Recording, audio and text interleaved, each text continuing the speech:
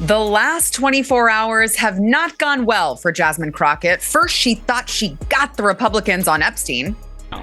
Folks who also took money from somebody named Jeffrey Epstein, as I had my team dig in very quickly. Lee Zeldin. Turns out, that wasn't actually the case. Now, CNN did give her the opportunity to help herself, but bless her heart, she didn't. I never said that it was that Jeffrey Epstein. Unlike Republicans, I at least don't go out and just tell lies. Because it was not the same one, that's fine. That he did receive donations from a Jeffrey Epstein, so at least I wasn't trying to mislead people. Please, for the love of God, Democrats, keep her as the face of your party because it's going really well. But for us, not her.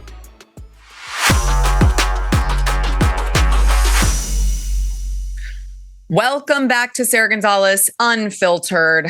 Listen, I'm just going to go ahead and say I think it's time that we take a really long, hard, reflective look at who we are allowing in Congress.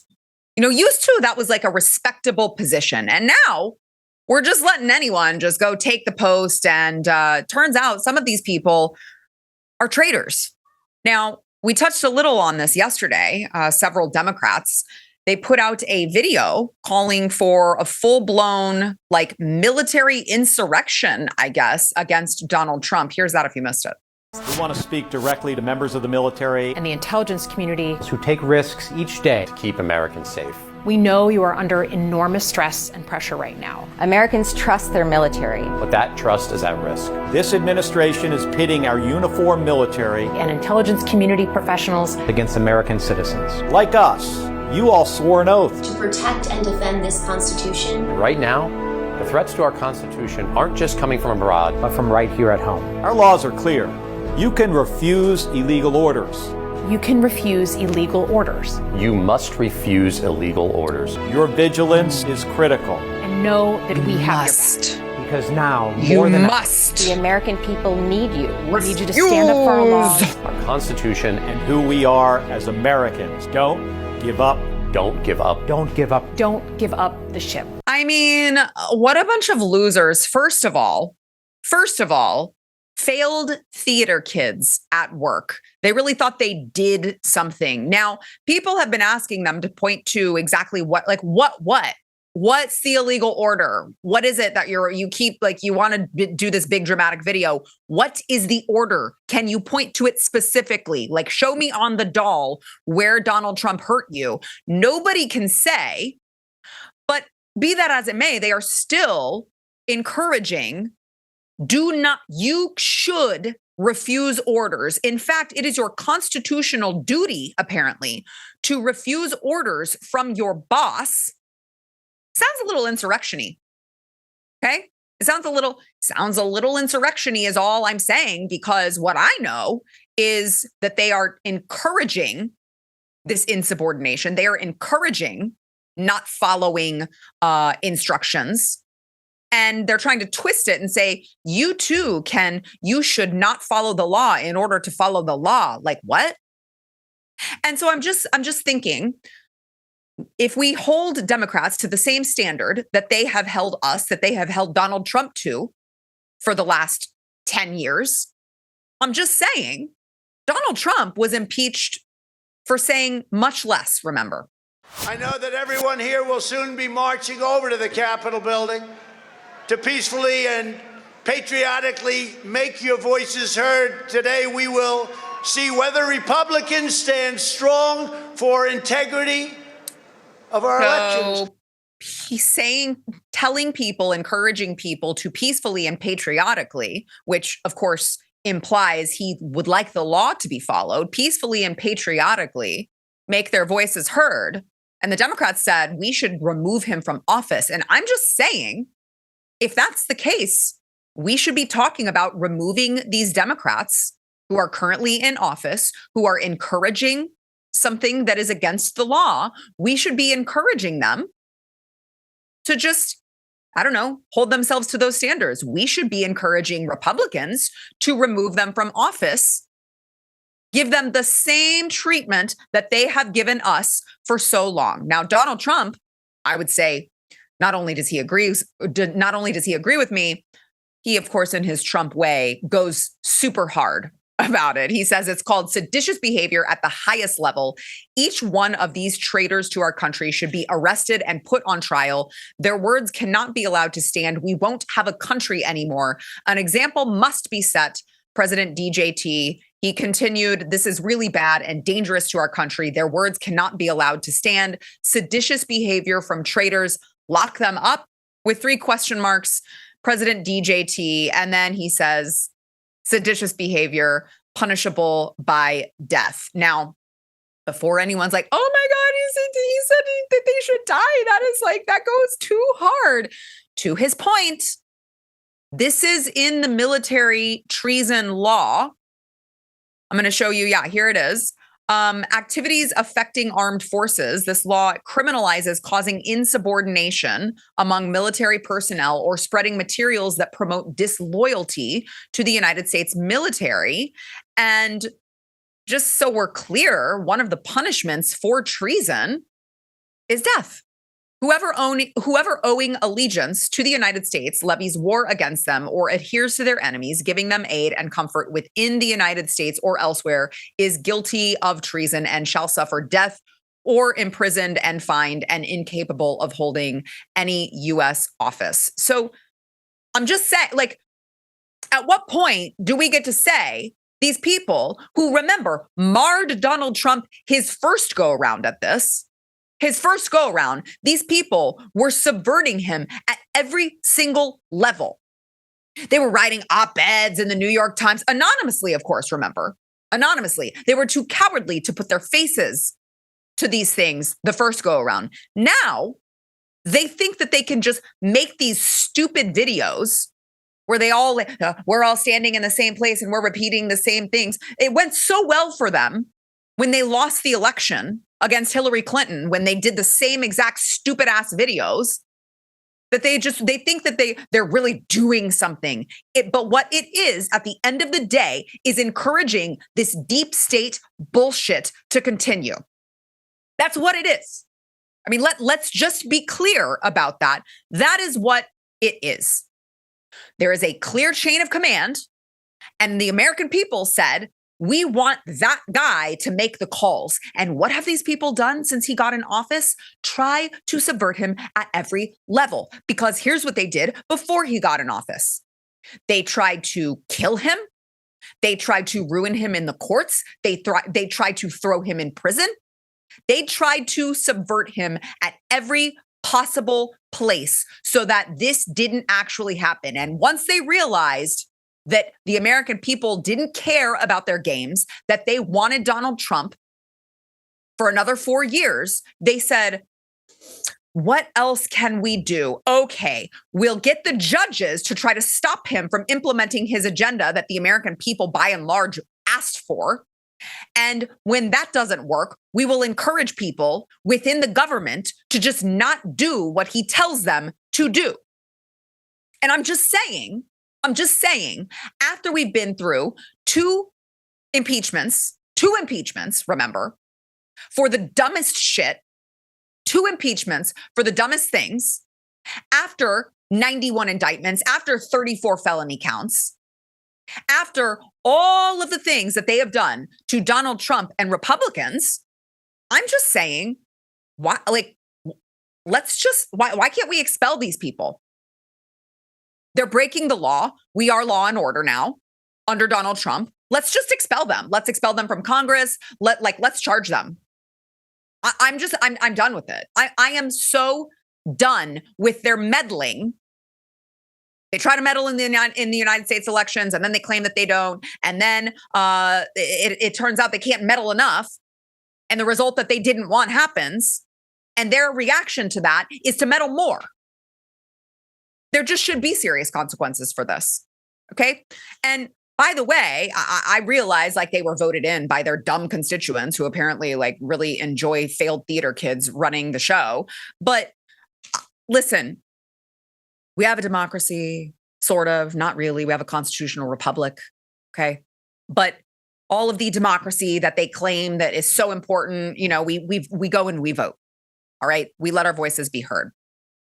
We could vote them out. However, New polling suggests that the process that we have in place isn't working. 51% of people say the United States, I hate that it uses the term democracy. It's not. They say it's performing poorly or very poorly right now. So the point is, the process that we have, wherein we go and vote, people are unhappy with. And I'm just saying, like, maybe Donald Trump can just solve that for us. Okay, I'm kind of there. I'm just kind of there. We apparently have so many uneducated people going out and voting that we end up with blowhards like Alyssa Slotkin and what's his face, Jason Crow. I don't know.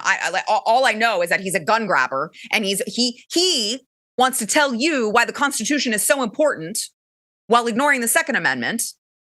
So it's like these people, they know what they're doing, and they should be held accountable because you know what? They set the standards. Now we should play by them. Let me give you one more. Congresswoman Sheila Sherfilis McCormick of Florida was just indicted on charges of stealing $5 million in disaster funds. And she has been accused of using some of that money to aid her 2021 campaign.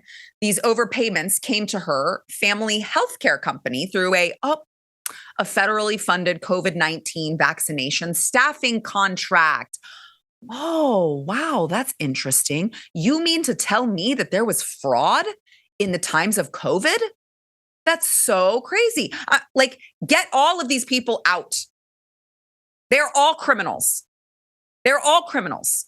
Get them the hell out. And by the way, I am an equal opportunist. Okay? I want all of the losers. I want all of the criminals to be kicked out, including Dan Crenshaw. All right? Because first of all, he sucks and he's an embarrassment to Texas. Like when he came in, we had such high hopes for him. We're like, oh my God, a veteran. And he's such a veteran that he has an eye patch. And like, he's saying all the right things. He's going to be good. Yeah, he is Captain America.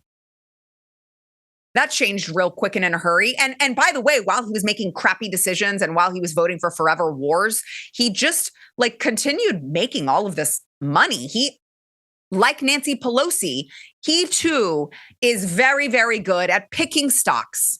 He's just really good. He's a good guesser.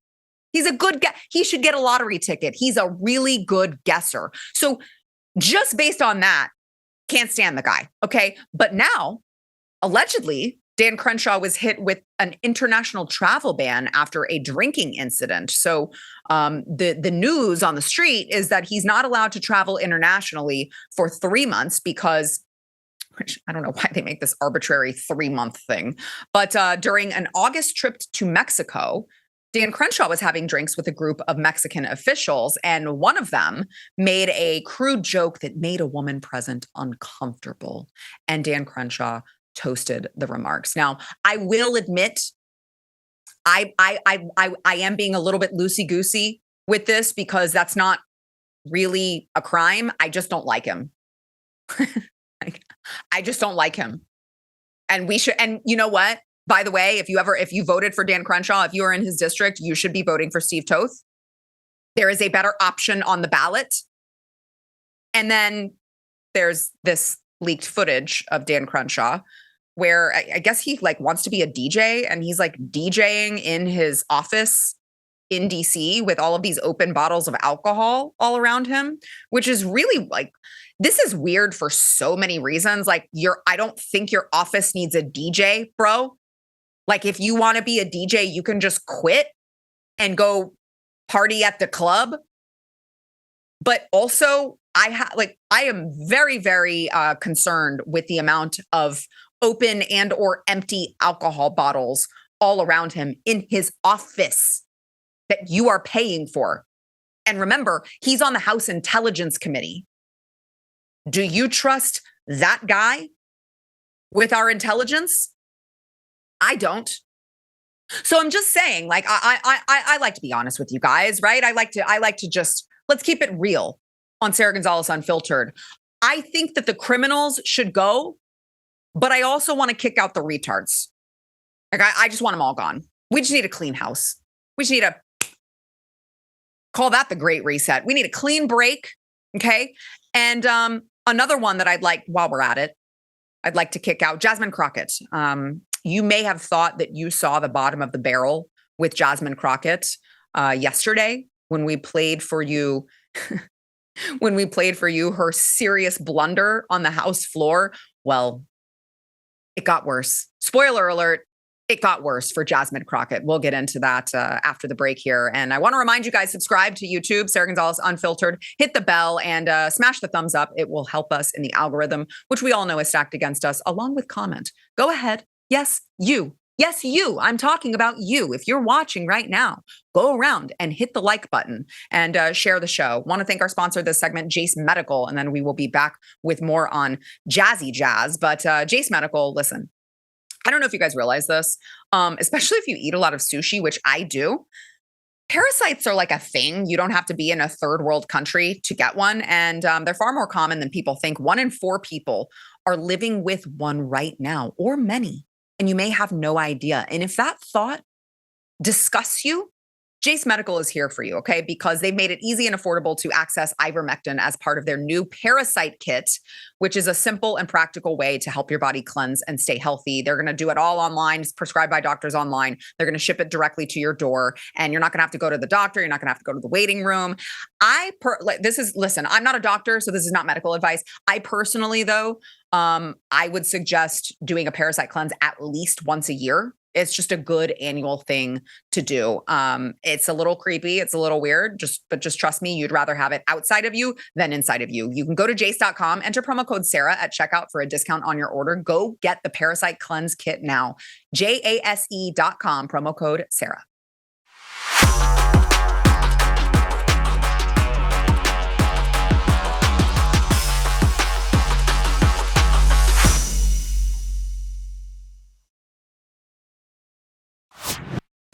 Before we get into our next topic here, I want to introduce an honorary panel member, which is my 16-year-old cat behind me, Hurley, which I don't know if anyone saw him. He was there. He's been there, but was sleeping very soundly when we started, and I was not going to move him. So he's joining us today, honorary panel member Hurley, but also joining us are actual humans who can speak English, which is Matthew Marsden, BlazeTV contributor and actor and producer extraordinaire, along with Nick Sortor, independent journalist who you guys need to be following on X because he is getting himself into all sorts of trouble, going and getting great coverage on everything that's happening in the country. I appreciate both of you guys being here. So I was just talking about, we've got a lot of retards in Congress, a lot.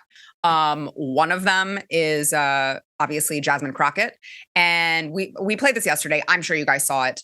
But she was she had a little oopsies, and it was very embarrassing for her because she was trying to make the point. She thought she got Lee Zeldin on these donations that he got from Jeffrey Epstein. Folks who also took money from somebody named Jeffrey Epstein, as I had my team dig in very quickly. Mitt Romney, the NRCC, Lee Zeldin. I just want to be clear. If this is the standard that we're going to make, just know we're going to expose it all. And just know that the FEC filings, they are available for everybody to review. This is absolutely ridiculous. Yeah. Okay, dumbass. It was a totally different Jeffrey Epstein, because as it turns out, that's kind of a common name, but she didn't bother to look at that. And of course, these donations were made after Jeffrey Epstein was dead. So that made it even more embarrassing for her. And so you would think maybe she would have a moment of self-reflection and maybe she would try to undo the damage that she did. But instead she went on CNN, and I have very low expectations for Jasmine Crockett, but somehow she even managed to surprise me with the way that she tried to justify this. Do you want to correct the record on the people that you Listen, I never said that it was that Jeffrey Epstein, just so that people understand when you make a donation, your picture is not there. And because they decided to spring this on us in real time, I wanted the Republicans to think about what could potentially happen, because I knew that they didn't even try to go through the FEC. So my team, what they did is they Googled, and that is specifically why I said a Jeffrey Epstein. Unlike Republicans, I at least don't go out and just tell lies. because it was not the same one, that's fine. But when Lee Zeldin had something to say, all he had to say was it was a different Jeffrey Epstein. He admitted that he did receive donations from a Jeffrey Epstein, so at least I wasn't trying to mislead people. Now, have I dug in to find out who this doctor is? I have not. So I will trust and take what he says, is that it wasn't that Jeffrey Epstein, but I was not attempting to mislead anybody. I literally had maybe 20 minutes before I had to do that debate. Yeah, but people might see that and say, well, you're trying to make it sound like he took money from I did not know. a registered sex offender. No, but I literally did not know. No, when you search FEC not. Files, and that's what I had my team to do, I texted them and I said, listen, we're going up. They are saying that she took donations. Right, but someone might say, well, your team should have done the homework to make sure it wasn't the convicted sex trafficker. Within 20 minutes, you could not find that out, not from just doing a quick search on FEC. So number one, I made sure that I was clear that it was a Jeffrey Epstein, but I never said that it was specifically that Jeffrey Epstein, because I knew that we would need more time to really Yes, that was definitely what she was going for. She's like, well, how could you possibly expect me to do that much work in 20 minutes? That's why you would wait and not say something like that, you total dumbass. But instead, we have Jasmine Crockett, who, again, is quite the embarrassment to Texas. I would just like to state for the record, I have been born and raised here, and we don't claim her. Nick, what are your thoughts on this debacle? Clearly, these are wise words from the leader of the Democrat Party. Whether you like it or not, it was funny. You even saw Caitlin Collins sitting there and looking at her like, oh, my God, our party is so screwed. And I don't blame her. I mean, no, who is going to – you would have to be brain dead to buy this argument that's coming out of her. And she is a walking example as to why we need IQ tests in order to run for Congress. I'm all for that. I think I can get the American people on board. I agree. I totally agree. She is the poster child for that, Matt. Well, yeah, look, apart from the fact that she's dumber than a box of rocks, she really does have a massive case of verbal diarrhea. It's almost impressive, actually, the way she was able to go on and on and on. Listen, just say we messed up, and next time, don't just go with something after you haven't researched it properly. This is it's meant to be like journalism 101, right? But it's also politics 101. Don't come out and just say something, especially about Epstein. It's such a hot topic right now. She is an utter disaster. She's embarrassing. She's possibly the worst. Definitely the worst, I would say. So you mentioned, I think that was a good way to describe it, verbal diarrhea. And I think that she had a little bit of a case of that later in the interview when guys, I need you to help me make sense of this, because she started talking about Stacey Plaskett, who, of course, we mentioned yesterday was caught texting her bestie, Jeffrey Epstein, in the middle of a hearing where they were trying to impeach Donald Trump the second time. And, Jeffrey Epstein hates Trump the most, which is the thing that is most evident from the emails, is that he hated Donald Trump, which personally I would wear as a badge of honor if I were Donald Trump. But so she's texting her bestie, Jeffrey Epstein. He's helping her in the trial. And she's like, I was just texting a constituent. What do you all my constituents, I guess, have my number. What's wrong with that? And Jasmine Crockett, as if she couldn't get any dumber, she brings Stacey Plaskett up, and this was what she had to say about all of that.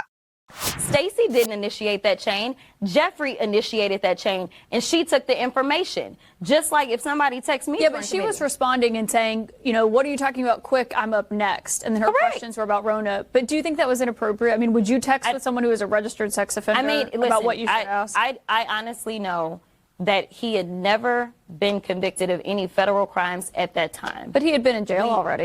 He had been in jail. Deal. And my deal is this. The Republicans are constantly texting with a 34-count convicted felon. So if it's okay for them to text him at any point in time, then I'm not going to say that that's right or wrong, especially to the extent that you're talking about kicking someone off their committee. Were they sexting?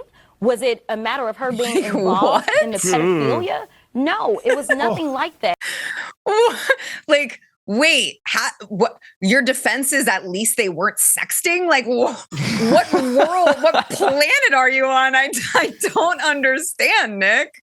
I mean, he wasn't convicted of anything besides pedophilia and sexual misconduct and stuff. I mean, besides that, he wasn't convicted of anything yet, which is not. I mean, I don't even know how you use this as a defense. It's not just any constituent. It's one of the most well-known, highest-profile pedophiles and child traffickers to ever walk the earth. And Democrats, I guess they're used to that. I mean, we know that they've typically given safe harbor to pedophiles, calling them minor attracted persons and whatever. Yeah. And this whole Epstein thing that they act like they're upset about, things like this prove that that's all like fake outrage. And Jasmine Crockett is a perfect example to use for that. Yeah, no, you're right. And, like Stacey Plaskett, first of all, fairly certain Jeffrey Epstein would not sex with her. She is way too old. Like he clearly had a problem. That's the whole issue. But it seems to be a weird discrepancy, Matt, that she's making, that it's like, well, but there were no federal charges. It's like, no, but we were all already very clear that he had a case in which everyone agreed, including him, that he was guilty of being a child predator. And your reason is, well, but it wasn't a federal case. And also it could be worse. I mean, like she could have been sexting with him. Like, what? It's unbelievable, isn't it? I mean, she really is the gift that keeps on giving. I do think that, you remember the Simpsons episode where it goes up to Homer's head and it shows what's in his head, and it's just like a monkey playing cymbals. That's what I think goes on in Jasmine Crockett's brain, which isn't a lot at all. And you think about, like, this is the bench that the Democrats have. This is all they have. They've got Gavin Newsom and this woman, who is a absolute walking disaster. This is why they're probably going to be clamoring for Kamala to come back, because she's so bad. I mean, why even bring that up at all? Why go to that issue? It's crazy. With people like Jasmine Crockett, it's Jasmine and AOC that I often, when I watch them speaking, I can visualize, like I can see in my head so clearly the hamster in the wheel, and the wheel is like broken, and then the hamster just starts like hitting the wheel, and the ball is like how I see it happening as they're speaking. And it's just very entertaining to me, especially when you consider, did you guys see the clip of Charlemagne? He calls him, I hate to say the God, he calls himself Charlemagne the God. He's clearly not. But did you guys see him? And he was going on about how Jasmine Crockett should be like the face of the party because she's such a phenomenal messenger. I believe he said those were his phenomenal messenger. And I'm like, please, God, yes, keep that up. Keep that same energy up for this woman, because when you have places like CNN, and Nick, I think you mentioned it earlier, when even CNN, even Caitlin Collins is having to push back on you, you know that you have totally lost the plot. And she is going to have to figure out who she even is going to have on her side, because it was also The View that, like, things are bad when the ladies at The View, the hens at The View, have turned on someone like Jasmine Crockett. But it feels like that's what's happening. I mean, but also sex abuse of children. When she said, my team looked into this quickly, when you're going to throw out an accusation that big, which we all know this case is that big, just own it, say it was a mistake, and move on, because to then try to say, well, they lie and we don't lie, again, it's the distrust in Congress and our politicians. But the bottom line is, and you've said this before, Sarah, this is not a partisan issue. This is not a political issue. Right, but I'm speaking purely to don't sling an accusation out on the congressional floor and not dial it back quickly, abruptly say, I got it wrong, and move on, because it isn't political. It's criminal. That's been, Nick, I think the most beautiful thing about the Democrats screeching about releasing the Epstein files is that all of these media apparatuses understand that, like, you can't be friends with the guy that everyone was screaming you couldn't be friends with when it applied to Trump, and not hold them to the same standard, because it makes them look terrible. I mean, you're talking about a child predator. And so now you have the View, CNN, MSNBC, you have these people who, like, the Democrats are going to have to answer for this, and it just does not look good for them at all. They have total egg on their face. Yeah, of course. And I mean, they didn't want to condemn this either. They didn't want to condemn Stacey Plaskett on the House floor with that censure the other day. Every single one of them voted against censuring her for sexting, or, well, texting, maybe sexting. We don't really know. We haven't seen all the records, to be clear, during a committee hearing. And she's still on the Intel committee. She's still on the Intel committee, and who knows who else she's texting during these meetings. Like, why is she taking directions from convicted, people that have been convicted of serious, heinous crimes, live in these meetings? Like, how about we have somebody on the Intel committee that, can, first of all, do some things by themselves, and second of all, has better sources than pedophiles? Right. It doesn't seem like a very high bar. No, you would not think that it would be a high bar. And somehow here we are. Jeffrey Epstein was like who the Democrats turned to for all sorts of like advice, committee advice, dating advice. Jeffrey Epstein was the advice. What's the column? What was the column? The newspaper column with the advice giving. Jeffrey Epstein was apparently like that person, Matt. Yeah, I mean, what it makes me think is, what else are they getting advice on, and from whom? I mean, to me, it's shocking that they have their phones in those things anyway. It's almost like they can't operate without having some support in one way, shape, or another. I mean, certainly on an Intel committee, you shouldn't be having your phones in there if you're having a discussion. I mean, I'd look at this, I'd look and say, well, are you getting advice from foreign agents? Are you getting advice from other people that have a vested interest in the questions that you're asking? And that is not a good thing at all. I don't understand it. But this is how bad it's got. Yeah, no, they're so low that even The View can't defend it. That's where we are. Yeah, no, you do bring up a great point, because it's like, if you can't prep beforehand, if you don't have the prep beforehand for this impeachment hearing, that I believe she was a manager of this second impeachment trial where she was texting. Like, if you don't have your stuff together enough, that you already have all these questions, that you already know where you're going, you probably have no business being involved in the hearing. And you can just like stay in your office and study the stuff until you understand what's going on, is how I would prefer people to be running my country. All right, let's go ahead and take a quick break, and then we'll be back with more with the guys here. But I want to thank our sponsor this segment. New sponsor of the show, DraftKings. So those of you who, you like to do a little sports betting, new players, download the app. You can use code SarahG, wager just $5 and get started with 500 total spins on the player's favorite slot this fall. That's code SarahG to get 50 spins a day for each of your first 10 days. They've got this new, I'm going to sound very silly when I say it, it's a Huff and even more puff super wheel bonus feature. You can now spin for all the bacon at Golden Nugget Online Casino. By the way, if you have a gambling problem, call 1-800-GAMBLER, play responsibly, 21 plus, of course, physically present in Michigan, New Jersey, Pennsylvania, and West Virginia only, void in Ontario, new customers only. There's a lot of legal stuff that goes along with this one, guys. Non-withdrawable casino spins issued as 50 spins per day for 10 days, valid for featured game only, and expire each day after 24 hours. You can see the terms at goldennuggetcasino.com/promos. Offer ends at 11:59 p.m. Eastern on November 30th, 2025.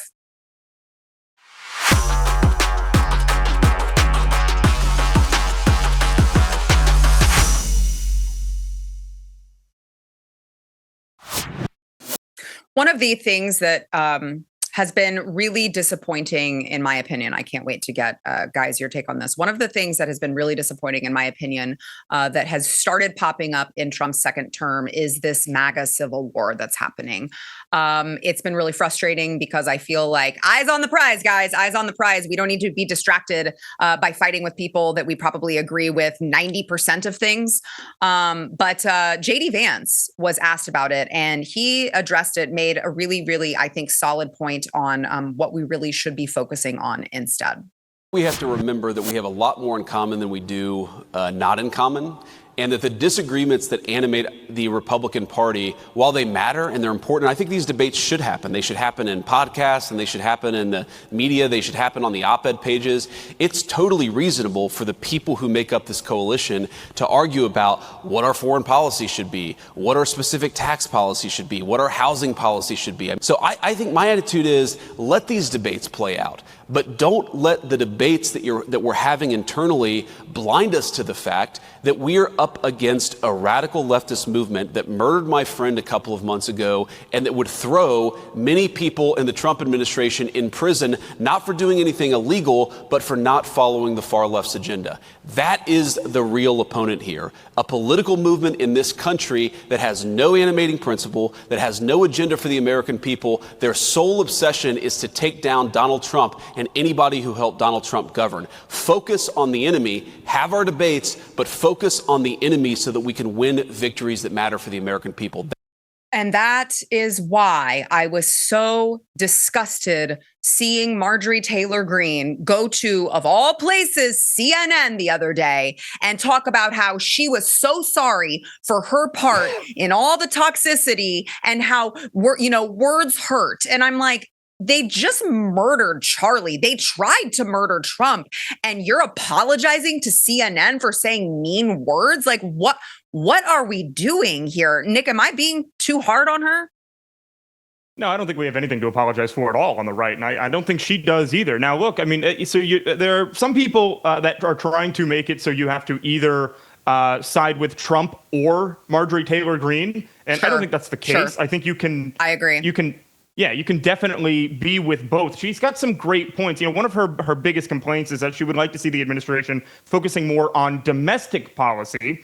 And I think that is a fair complaint, right? Because we've got housing is still totally out of reach of most Gen Z home buyers, and the average age of people being able to buy homes is going up and up and up and up. And I believe it's 40 now for first-time home buyers, which is wild. Right? And when people can't even see, if they can't even have a vision of potentially owning a home in the future, they're not going to invest in their country and be excited about things for the future. They're just, you can't do it. And we're going to end up losing the midterms if we don't start laser focusing on domestic issues like handling rising costs, especially in housing. I completely agree. It's something that, Matt, I know you've spent enough time on my show with me to know that I've been trying to sound the alarm on this for a very long time. Like shortly after President Trump got into office, I was like, okay, guys, like this is great. I realize inflation is going down. People are still they're not feeling the economy get better for them. They're not feeling it when they go to the grocery store. They're not there are still very real concerns, especially with the housing market, as Nick just mentioned. And we really need to address this before we get shellacked in the midterms, because of course this is what is affecting every American's day to day, and we need to address it. So I agree. We really do need to be having that conversation, and we need to be having that conversation respectfully.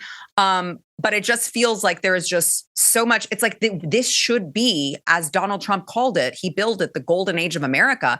And it feels like sometimes we can't get out of our own way with regard to some of these petty, infighting disagreements, even though it's like, we're hold on, we're all on the same team. Why are we doing this?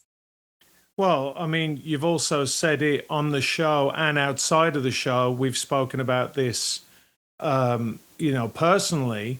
Is that, why are people who are aligned on 90% of things, even in their faith, they're aligned on 90% of things? Why are they choosing to look at these smaller issues that really, in the scheme of things, like J.D. Vance said, the enemy's at the gates, right? How often have we said it to one another? The enemy's at the gates.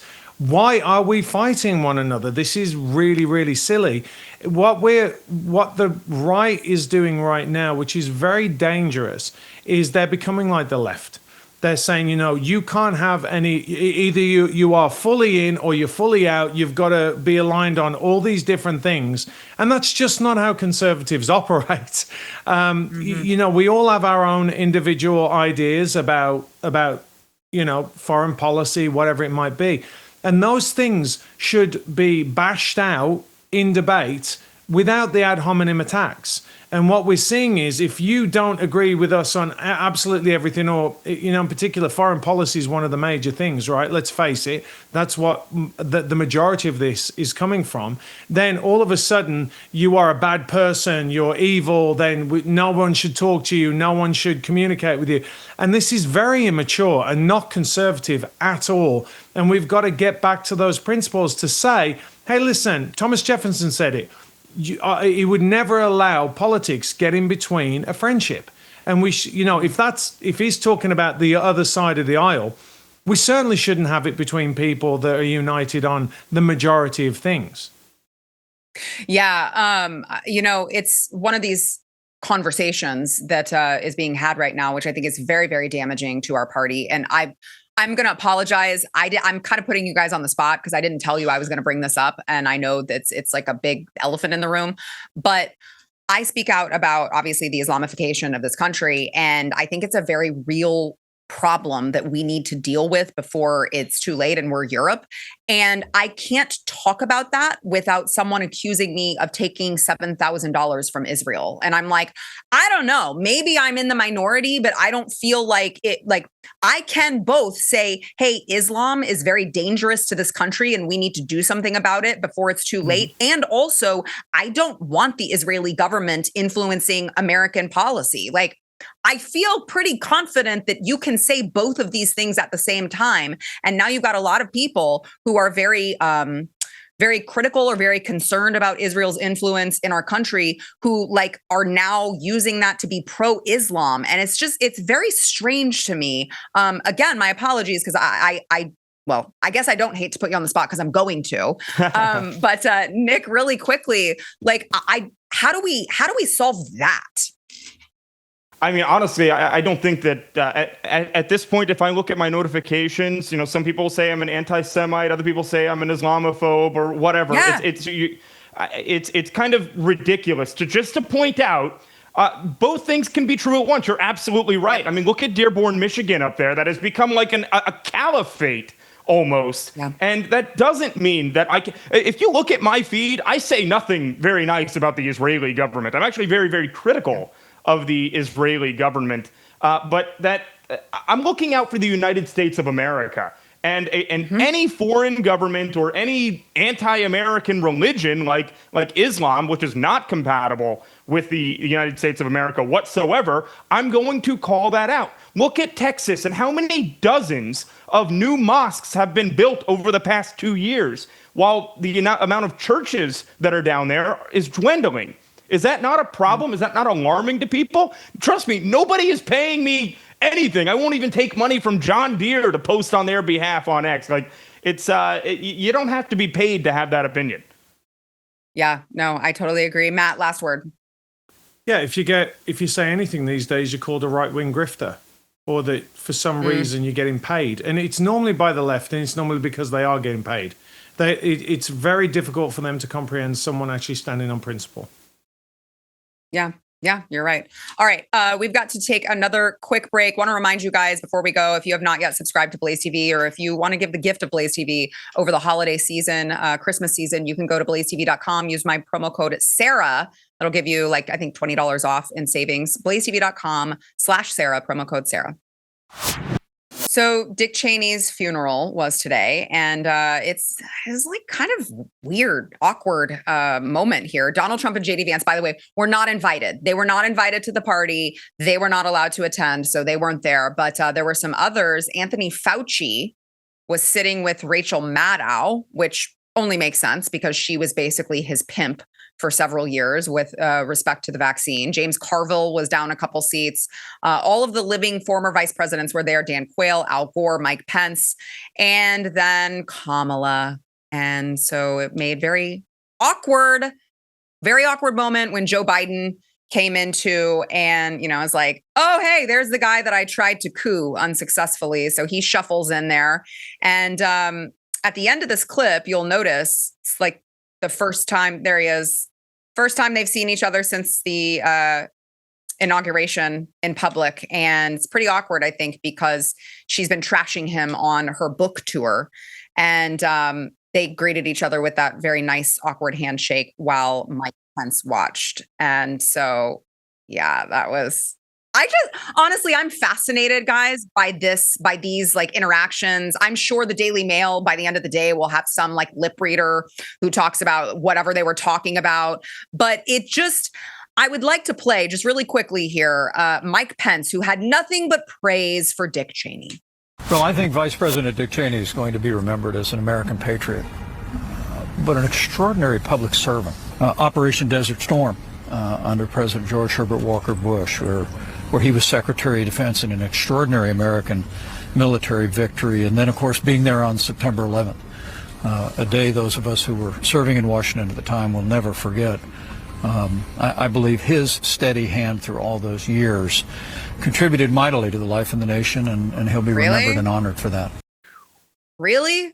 Listen, I'm going to be really careful here because I don't want to speak ill of the dead, but I also am a big believer in not pretending like anyone who dies was a saint. And I don't have the same fond remembrance of Dick Cheney, Nick. I mean, look, Mike Pence is at a race to the bottom with Dick Cheney. He wants to be remembered as the worst vice president in modern U.S. history, and it's pretty close. It's pretty close. But I mean, saying that, acting like he's some sort of hero, Dick Cheney is some sort of hero when, you know, how many American lives were lost because he lied about WMDs in Iraq? Like, I don't have a very good opinion on this person. And to be clear, I'm not sure if this was a funeral today or if this was a deep state holiday party. I'm not really sure, because that's pretty much what it looked like to me. Yeah, it really did, Matt. And by the way, didn't he shoot a guy in the face? Like, It did, apparently. But look, I mean, Nick beat me to it. I think that was a clear advertisement for the Trump administration. You got all the lefties. You're so fancy with your foreign language. Advertisement. But it just show you, right? I mean, all the lefties were there. All the lefties were there. And you're looking like Trump, the current president. It's so petty, by the way, just absolutely so petty that they should rise above that, and you should be asking the president and the current vice president to be there. But all this is it's a great promo for the Trump administration, as Nick said. I mean, you got the deep state right there. Yeah, no, you're right. And Nick, Stephen, if you could show his full screen, I will just point out, Nick already has the Arrest Fauci sign that's like a staple in his studio there. And that'll stay there until it actually happens. I don't care how long it takes, but they had the U.S. Marshals had the perfect opportunity to surround the building this morning and do mass arrests. I'm just saying, we missed out. You're right. They were all in the same location. Why didn't that happen? No, but I love that. Every time I see your studio there, I'm like, I love that he has not taken that down yet, because you're right. We need to not stop talking about it until that actually happens. I think a lot of Americans have like a 90-second, memory, because they're used to scanning social media and they forget and move on. Those were some of the most egregious crimes to humanity that took place that guy was responsible for. And he's just over there at a funeral sitting next to Rachel Maddow. That's wrong. That's just wrong. I appreciate you guys so much. Nick Sortor, again, he is like always at the scene of whatever is going on and popping off in this country that we need to see. And notably, CNN is never there. So make sure that you are following him on all social media, wherever you can follow him. Make sure to follow Matt Marsden as well. Make sure to subscribe, Matthew D. Marsden on YouTube. And I appreciate both of you guys. Nick, stay safe out there. And we will see you soon.